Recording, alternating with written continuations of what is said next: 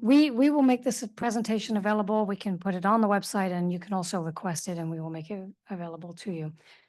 So starting out as a overview of the revaluation. So a couple of weeks ago, property owners in the city did receive notice of change in assessment. The preliminary figures that I received from Accurate Appraisal for property class increases indicate that the residential increase on average is 14.7%, and the commercial increase on average is 48.5%. The overall community change is currently estimated at 25.9%. So the question is, why are property values increasing so much? To answer that, I would like to just look at the overall landscape before we get into a lot of details. So first of all, the U.S. housing market. So home prices have substantially increased since the start of 2020. That's probably no surprise to anybody here. On the right there, you see a graph that shows the increase in median home prices and the CPI adjusted price from 1995 to approximately the present. And you can see over to the far right of that graph is an exponential increase in the U.S. housing prices. Average housing values have surged 47% in the last 4 years. And to put that in context, if you look at the graph at the bottom showing housing increases since 1954, you can see what has happened in the last 4 years. So that's the United States market overall. Now let's look at the Wisconsin housing market, which I fear to tell you is worse in terms of, surging costs than even the United States market. According to the Wisconsin Realtors Association, the average Wisconsin home price has increased 65% since 2020. And you can see that depicted on that graph. So why is this happening in Wisconsin, you may ask? And the answer, I'm not an expert on this. We do have a realtor in the room, maybe two, so we might get some answers from them. But I do know that one aspect may be that Wisconsin has become a very popular place to live. Last year, Green Bay and Madison ranked number 1 and number 11 on the U.S. News Best Places to Live in the U.S. Might be surprising to some. Anyway, Oshkosh, Wisconsin was ranked as the most desirable U.S. housing market by Realtor.com in July of this year. So that is part of the reason why I think property values are increasing at a higher rate in Wisconsin than they are in other places around the U.S., but I'm sure that there's people smarter than I that can tell you all the other reasons. The question is, how does this impact my assessment? So we're going to talk a little bit about compliance, and so I can blame everything on the state of Wisconsin. Essentially, the statutory requirements require that each municipality must assess all major classes of property within 10% of full value at least once within a 5-year period. So we have to get within 10% of what the Department of Revenue determines is full value at least once for each class of property within a 5-year period. As I mentioned, the Wisconsin Department of Revenue determines full value or equalized value for each taxing jurisdiction, and the city contracts with Accurate Appraisal as our assessor to conduct an interim market update periodically to maintain values within 10% of full value. So I want to zone in a little bit here on the commercial district, or not commercial district, I'm sorry, commercial property class. So Platteville's commercial property class has been out of compliance in the state requirement for 4 years since 2020. On the graph over there to the right, you can see that the 90% level in order to be compliant is depicted. And you can see also how the orange or commercial class has been below 90% in each of the last 4 years. I have another graph here that also depicts the disparity in commercial property value as it relates to the full value calculated by the state. So the orange lines represent the Department of Revenue calculated, equalized, or full values, and the green lines represent the City of Platteville assessed values. And you can see that that while the commercial assessed value at the bottom has been lower than the commercial DOR value for all of these years, the gap significantly widened in 2023.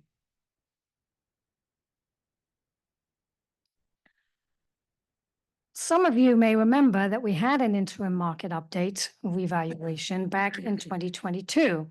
So I tried to dive into why did that not fix the problem in the commercial property assessed value. And so I apologize for getting into the weeds here, but I'll try to work through this with you. In 2021, the commercial property assessed value was at 85.4% of the DOR value. The DOR value for commercial increased a total of 8.3% over 3 years prior to 2022, but increased a whopping 12% in 1 year for 2022. So a total there of 20.3% increase over those 4 years. And this was a huge, unprecedented state adjustment, particularly in 2022, to the commercial equalized value.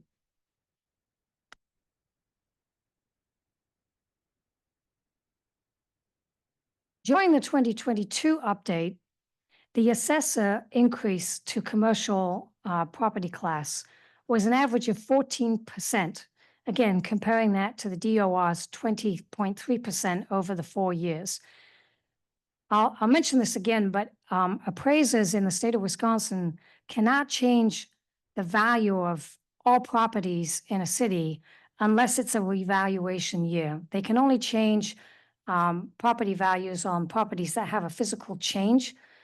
They cannot use sales data to adjust values across the city except in an interim market update or other kind of revaluation. The market adjustment in 2022, when we had an interim market update that was used by the assessors, the 14%, was based off the prior year's equalized values because the revaluation was completed prior to when the Department of Revenue issues the new equalized values. So as a result of that, the commercial property class ratio to DOR value was at 86.53% after the revaluation, even though we had the revaluation. And so in other words, the increase of 14% was not enough. It should have been closer to the 20% that the DOR increased. But the reason why was because they did not know that the DOR was going to have this unprecedented 12% increase in 1 year. So after the interim market update in 2022, the commercial class was still far behind what we were trying to achieve, which is 100%. Ideally, we would be at 100% assessed value to DOR value. Okay, so the 4 years of commercial property non-compliance means that another interim market update revaluation is required. So now we'll talk a little bit about revaluation for those who may not be familiar. So revaluations are necessary to ensure not just compliance with state statute, but also for equity within property classes to make sure that people within the same class, residential or commercial, are paying their fair share, but also equity between property classes so that ideally one class is not paying considerably less than 100%, while another class is paying close to 100%. When inequities happen, some property owners are paying more than their fair share of the property taxes. So periodic revaluations are the remedy for this situation. A year with no revaluation is called a maintenance year. And as I mentioned, during a maintenance year, state statutes only allow property values to be updated for physical changes and changes to land use. So to talk a little bit about what happens during an interim market update, the assessors review the value of all properties in the city using statistical data, sales data, and other information to determine any needed adjustments to assessed value. Assessors are certified by the Department of Revenue and are required to follow an assessment manual issued by the DOR. The 2024 update this year was scheduled to take place after the DOR equalized value was published to ensure compliance will be achieved, getting us into that 90% plus, hopefully close to 100% of equalized value. Okay, so we're going to talk now about assessment versus taxes. I think a lot of the alarm that is created when an assessment with this much of an increase on it is because people think that possibly their taxes will increase by the same amount. An increase in assessment does not equate to a matching increase in taxes. An increase in assessment does not equate to a matching increase in taxes. The tax rate on the property tax bill is determined based on the budget requirements for the school district, city, county, and technical college. The combined budget need or levy of these 4 jurisdictions is spread across all property assessments in the city. If total assessed value increases and total levy stays the same, the tax rate would actually decrease. Changes in individual property tax bills would then depend on the amount of change in the property type or property class that property is in, and also any individual property changes to the person's property. Oops, sorry, I went a little too far there. Okay, so if you can hang with me for a slide here with lots of numbers on it, I'll try to demonstrate this to you. So let's say that total city assessed value before the revaluation or the interim market update was $850 million. And let's say that the combined levy for school, city, county, and tech college was $15 million.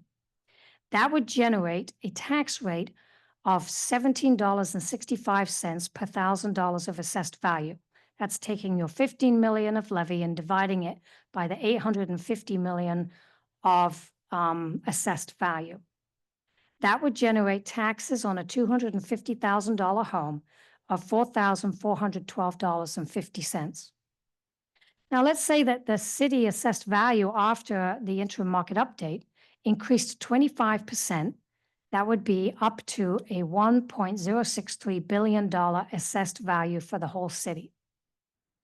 And let's say there was no change in the combined levy of $15 million. And I'm hearing a chuckle to my left, but we'll come to that in a minute. But let's say it didn't change and that the budget levy was the same in the next year of $15 million.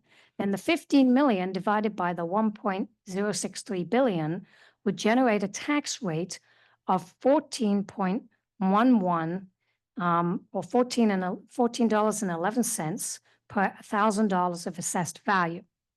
Now let's assume that the assessed value of a home also increased 25%. The new value on that $250,000 home would be $312,500. The taxes with the new tax rate of $14.11 on the $3,012,500 home would be $4,412.50. In other words, it would be the same tax levy for that home, even though their assessed value went up to $312,500. Okay, so addressing the chuckle to my right. The caution is that it is likely that the combined levy need for the school district, county, city, and technical college will increase. So there will be some increase in property taxes. That's because, as you all know, there's inflation and there's referendums and there's other things like that that have happened. So we're expecting that there will be a combined increase in the levy and therefore an increase in property taxes. But I personally do not anticipate that that will be 25% or 14% or 48%. according to the change in assessed value. What it will be, I can't predict. If I could, I would not need to work in this job anymore, but I cannot. So I will tell you, I would expect a property tax increase, but not to match your assessed value increase. So what are the next steps from here? Well, first of all, we have open book. Open book took place today, and it will also take place tomorrow and Thursday. Now, I know that some property owners have been trying to contact Accurate Appraisal and use their website to book an appointment. And I apologize that there have been some technical difficulties with that process. However, I can tell you that they have appointments available and they are taking walk-ins. So if you feel that there is a reason that your assessed value needs to change, in other words, not just because of the overall change in assessed values in the city, but because there's something specific to your property that is in error, or that there is some aspect to your property that you think the assessors may not know about or may not have taken into consideration, then you are more than welcome to come to the City Hall, council chambers between 1 and 6 p.m. tomorrow, or between 9 a.m. and 1 p.m. on Thursday. There's also a scheduled open book by phone on September the 3rd from 9 a.m. to 5 p.m. But Accurate Appraisal assessors are available to discuss assessments by phone or email from now until the end of September. So you are not bound by those dates. If you want to speak to somebody in person, you will need to come to City Hall tomorrow or Thursday. But otherwise, you have plenty of time to arrange to discuss your assessment with Accurate Appraisal. If you meet with an assessor and you're still not satisfied as a result of that meeting, you do have the opportunity to come to Board of Review. The Board of Review will convene on October the 3rd. Excuse me. I was doing so good, and then I missed that one. The Board of Review will convene on October the 3rd at noon in the council chambers. And to remind you that Board of Review is a quasi-judicial process, like a courtroom. So the Board of Review's function is not one of valuation, but of deciding if the facts presented by the appraiser and by the property owner under oath before the Board of Review are valid. All deliberations by the Board of Review must be done in open session, and the board is required to decide each objection by a roll call vote. The steps to appear before the Board of Review, first, as I mentioned, is to meet with an assessor. Second, you would need to file with the city clerk no later than 48 hours before the Board of Review meeting. And then also, you would need to file with the city clerk a completed and signed objection form for real property assessment. That form needs to be completed. It's not enough just to sign your name at the bottom. So that concludes the presentation.